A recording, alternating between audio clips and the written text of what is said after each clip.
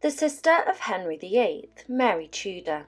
This woman's life was full of royal intrigue, diplomatic manoeuvres, and unwavering defiance. Born amidst the grandeur of the Tudor era in 1496, she stood as the younger sister of Henry VIII and the cherished daughter of Henry VII. With both regal lineage and striking beauty at her disposal, she effortlessly captivated the courts of Europe. At the tender age of 18, she found herself wedded to the 52-year-old King Louis XII of France, a union orchestrated for political purposes only.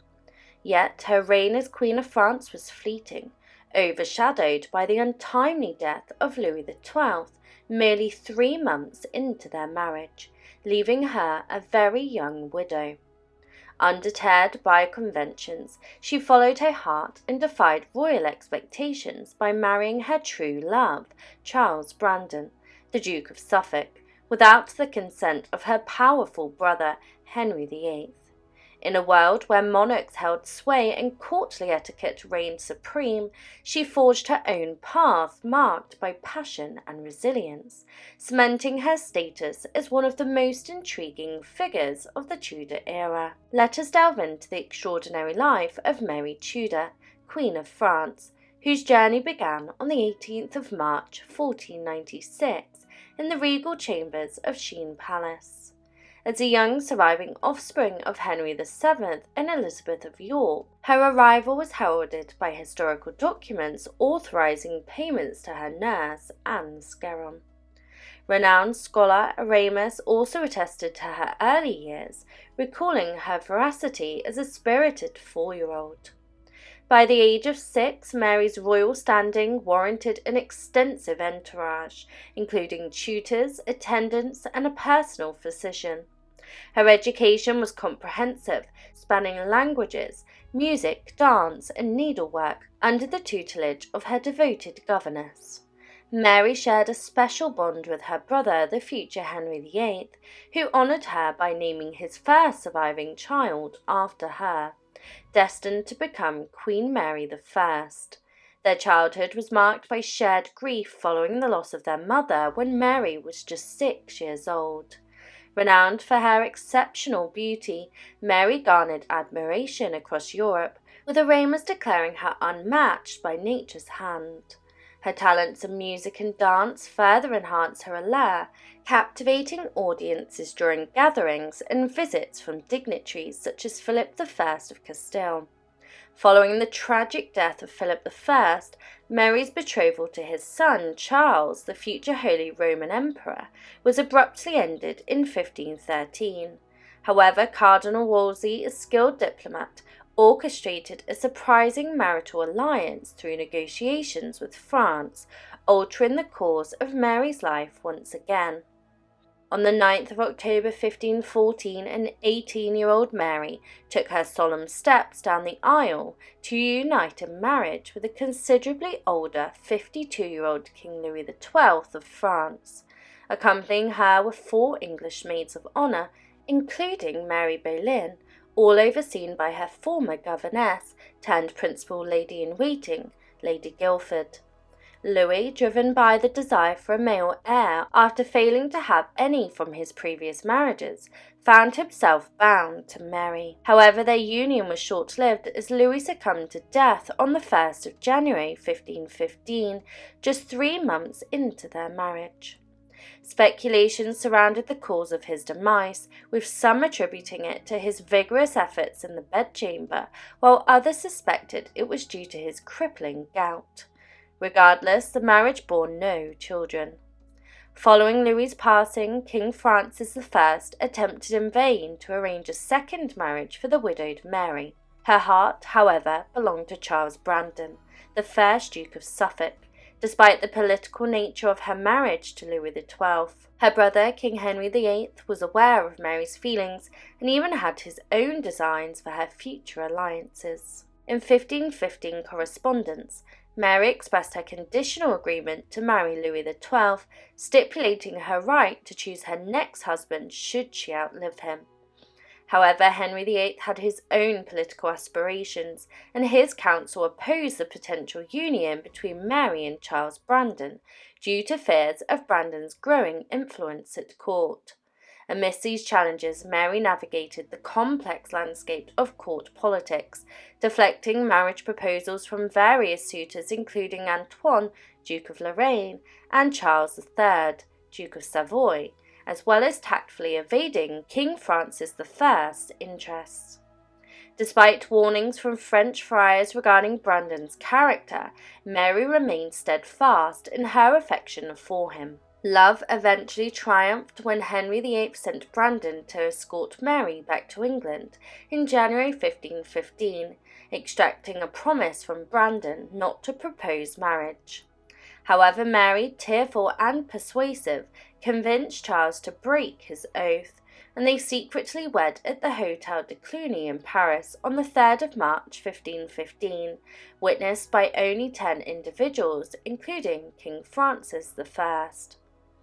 This clandestine marriage incurred the wrath of Henry VIII, as Brandon had married a royal princess without his consent. This was an act of treason. Initially facing severe punishment including execution, the intervention of Cardinal Wolsey and Henry's affection for his sister and Charles spared them, albeit with a hefty fine of £24,000. The union of Mary and Charles Brandon was formalised at Greenwich Palace on the 13th of May 1515 and later received approval from Pope Clement VII in 1528, thus legitimising their marriage. Embracing her role as a stepmother, Mary cared for Charles's 2 daughters from his previous marriage, seamlessly integrating them into their new family dynamic. Throughout her second marriage, Mary was often referred to as the Queen of France at the English court, a title reflective of her royal lineage. Residing primarily at Westhorpe Hall in Suffolk, Mary faced new challenges as she opposed her brother's attempts to annul his marriage to Catherine of Aragon, whom Mary had known and respected for many years. Additionally, her dislike for Anne Boleyn, Henry's intended wife, strained their relationship further. Tensions escalated in March 1532 when a confrontation at Westminster resulted in the death of Sir William Pennington, allegedly stemming from derogatory remarks about Anne Boleyn, which were made by Mary. These incidents underscored the intricate complexities of royal court and the intrigues into Mary's life. Despite her royal status, Mary's life was shadowed by illness, requiring ongoing medical care. Her health declined steadily, and at the age of 37 she passed away at Westhorpe Hall on the 25th of June 1533, never fully recovering from the sweating sickness that she contracted in 1528. The exact cause of her death remains a matter of speculation, with possibilities ranging from angina to tuberculosis, appendicitis, or cancer. Mary's funeral was a grand affair, befitting her royal lineage. She lay in state at Westhorpe Hall for 3 weeks before a solemn mass was held at Westminster Abbey in her honour. On the 22nd of July 1533, dignitaries from England and France attended her grand funeral ceremony, led by her daughter Frances. Notably absent were Mary's husband and her royal brother, the King. The funeral procession included 100 torchbearers, clerics, nobility, and 100 of the Duke's yeomen, culminating in Mary's interment at Bury St Edmund's Abbey the following day. An unexpected controversy arose as her stepdaughters Anne and Mary took the lead in the procession just before her coffin's descent into the Abbey's crypt, much to the disdain of their half-siblings.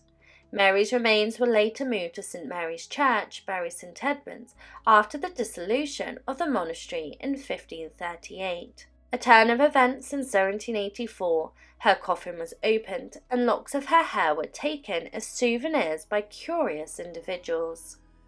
Despite her passing, Mary Tudor's legacy endures as a woman who defied convention and asserted her desires in a world dominated by the whims of kings. Her story serves as a reminder of the enduring power of the human spirit in the face of adversity, marking her as one of the most remarkable figures of the Tudor era. The life of Henry VIII's sister, Margaret Tudor. Welcome to the compelling narrative of a historical figure whose life often remains in the shadows, Margaret Tudor, the elder sister of Henry VIII.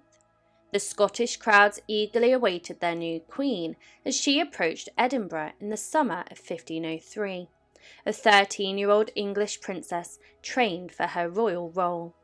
Amidst the excitement fueled in part by generous drinks, there was a palpable sense of optimism in Scotland. King James, with 7 illegitimate children, sought a legitimate heir and valued the diplomatic advantage of his English wife. Margaret Tudor, the daughter of King Henry VII and Elizabeth of York, embarked on a journey to enhance Scotland's prestige. Despite being less discussed among the Tudors, Margaret's extensive correspondence with her family in England, starting in August 1503, reveals her homesickness and insecurities. In one heartfelt letter to her father, she expressed a wish to be with him, seeking comfort and well-treatment for those left behind. Henry was determined to showcase the Tudor dynasty's power through Margaret's presence in Scotland. She became a constant spectacle, engaging with local dignitaries, attending banquets, and donning splendid gowns as she entered towns along her route. Margaret, a slim and red-headed figure, made her entrance into Scotland on August the 1st, meeting her husband at Dalkeith Castle. This historical journey sheds light on the often overlooked life of Margaret Tudor. A short while later, James meticulously orchestrated the upcoming visit. Renowned for his charming and womanizing ways, he knew precisely how to put his new bride at ease. As evident from Margaret's letters, despite any potential lack of full appreciation on her part, Margaret joined him on horseback as he entered Edinburgh, delighting the crowds. Guiding her through official functions with a protective arm around her waist, James ensured their wedding was extravagant. A significant portion of his annual income was allocated to the festivities, including matching outfits for the couple. Despite the grandeur, Margaret felt a lingering sense that James didn't devote enough time to her. He preferred discussing military matters with the Earl of Surrey, whose dictatorial manner she resented. Worried about the long-term treatment she and her servants might receive, Margaret expressed her frustration in a furious letter to her brother Henry VIII in 1513. She lamented the unkind treatment and expected recompense for their husband's sake. Despite her initial concerns, Margaret's subsequent letters, written about a decade after her arrival in Scotland, reveal that her fears about life north of the border were ultimately unfounded. She adapted swiftly and established herself firmly as Scotland's queen, adorned in rich furs and gowns and surrounded by the lavish attention lavished upon her by James. Though James was not entirely faithful, Margaret remained unaware of his favourite mistress, Janet Kennedy, being pregnant with their 3rd child at the time of their wedding. Despite challenges, James proved a considerate husband, easing Margaret into her roles as consort and mother, leading to the birth of a prince, although the child did not survive. The Queen co-led alongside her husband a sophisticated court where James's reign witnessed a flourishing of literature and the arts in Scotland. The royal couple shared a passion for music, dancing and balls. Margaret soon recognised that she had married a capable and popular ruler in James, a polymorph with diverse interests ranging from naval matters to dentistry. Committed to establishing himself as a key player in Europe, James's policies, however, led to conflict with his young brother-in-law, Henry, in England. The discord may have originated in a reported childish spat where Queen Margaret briefly took precedence over Henry. Henry's refusal to provide Margaret with the money and possessions left by her father and brother, Prince Arthur Tudor, left her furious. The situation worsened as England declared war on France, and James decided to invade England, a move that Margaret's opposition did not hinder. Tragedy struck 18 months later when James engaged in Battle of Flodden in September 1513. Despite outnumbering the English and boasting advanced military technology, James, inexperienced in commanding a large force, faced slaughter on a remote hillside in Northumberland. 10,000 Scots, including the king himself, perished, leaving Margaret a widow at the tender age of 23. In her subsequent letter, Margaret expressed profound anxiety for both her own life and well-being of her children. Dating in 1514, she detailed ongoing adversity, describing malice in their actions and misuse of the king's authority in their parliament. Feeling as if she and her lords were stripped of reputation and labelled as rebels, she urgently implored her brother to expedite military support by sea and land for the welfare of herself and her children. Margaret, though shocked by her husband's death, exhibited remarkable composure and resolution. Taking swift action, she ensured her son's safety by bringing him to Stirling House, where he was crowned king on September 21st. Named regent in accordance with her late husband's will, Margaret faced a condition: no remarriage. However, being an English woman in a patriarchal Scotland made wielding power challenging. Despite giving birth to another son in April 1514, her subsequent marriage to the Earl of Angus marked a significant misjudgment. The decision, influenced by the need for a strong male figure, cost Margaret her regency, plunging her into a period of prolonged faction fighting. Desperate to protect her children and retain power, Margaret sought help from her brother, King Henry VIII, but to no avail.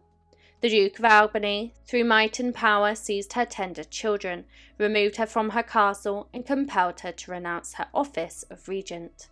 By 1516, Margaret, denounced in Albany, had fled to England, where she gave birth to her final child, a daughter named Lady Margaret Douglas, announcing the child's arrival to the Scottish regent. As a young lady, Margaret Tudor penned a letter in October 1515 from Harbottle Castle in Northumberland. Her son, King James V, was a significant figure in her life.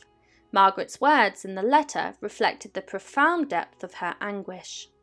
John Stuart, Duke of Albany, was James's cousin, and the next in line to the Scottish throne after James V. Born and raised in France, he had a limited knowledge of Scotland. Initially finding Albany charming, Margaret's position was further undermined by Henry VIII's attempt to have her sons kidnapped and brought to England as he sought to rule Scotland justly.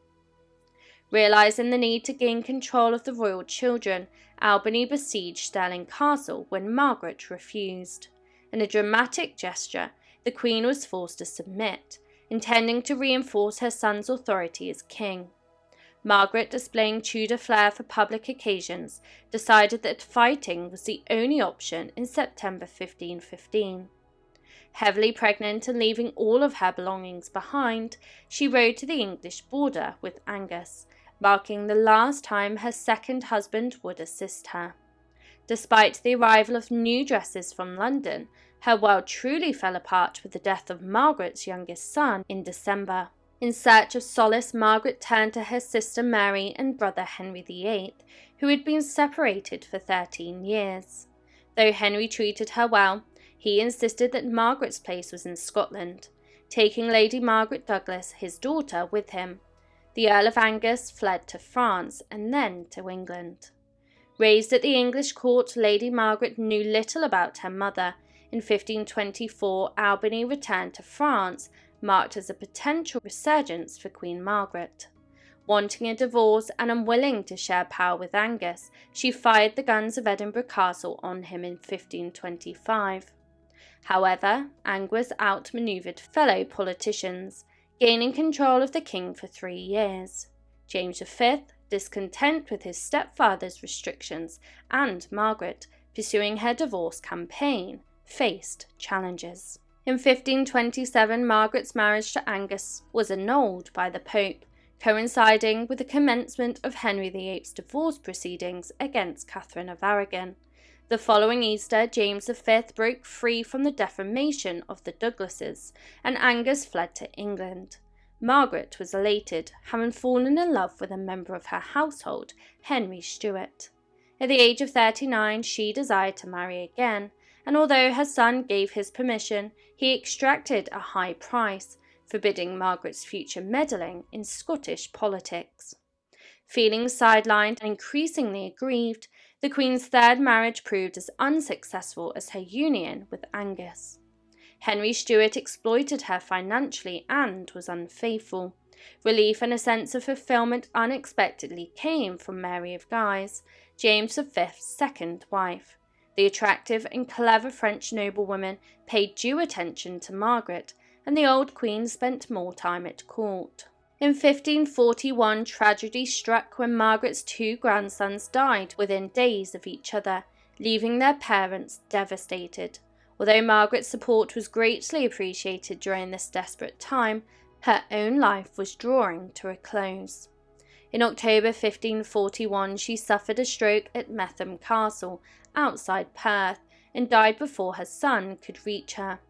She was buried at St John's Abbey in the city alongside her other Scottish rulers. During the Reformation, Margaret's tomb was desecrated and her skeleton was burned, likely due to her English and Catholic background, reminiscent of her first husband, James.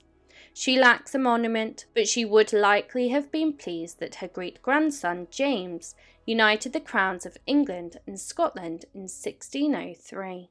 The tragic life of Henry VIII's sister. In a distant era, the Tudor dynasty emerged, bringing an end to the War of Roses. England had endured years of internal strife as the houses of York and Lancaster vied for the throne. The turning point came when Richard III fell in battle, paving the way for Henry Tudor to ascend as Henry VII, marking the inception of the notorious Tudor dynasty in English history. The Tudor reign witnessed significant transformations, including the execution of queens within the Tower of London, religious upheavals, and the influence of one man's infatuation at court.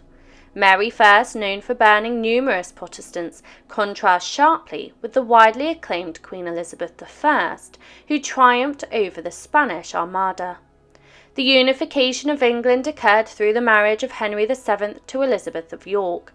Despite their royal status, the couple faced profound losses, particularly concerning their offspring. The demise of their prominent son, Arthur, the Prince of Wales, and the forgotten tragedy of a 3-year-old princess at Eltham Palace underscore the sorrowful chapters in Tudor history.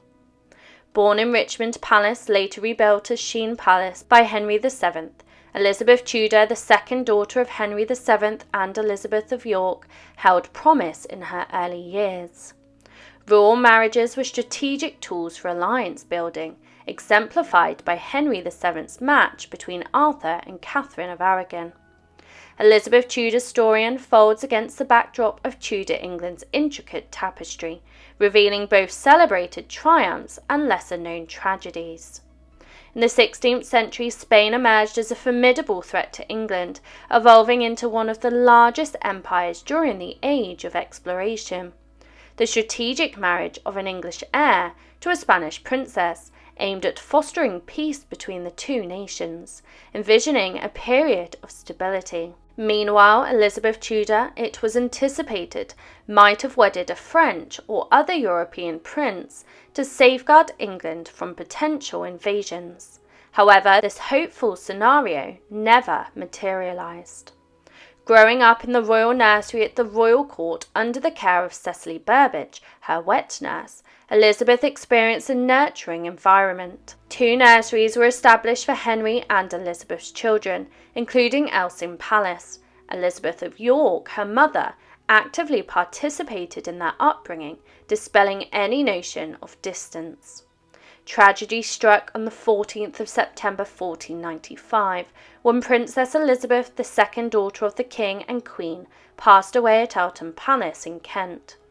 At the time, her parents were away at Sheen Palace, making her sudden demise particularly shocking. Princess Elizabeth's illness, initially believed to be recoverable, ultimately claimed her life. Her parents were not summoned, indicating the unexpected nature of her death. At the time of her passing, Elizabeth of York was carrying another daughter, intensifying the grief.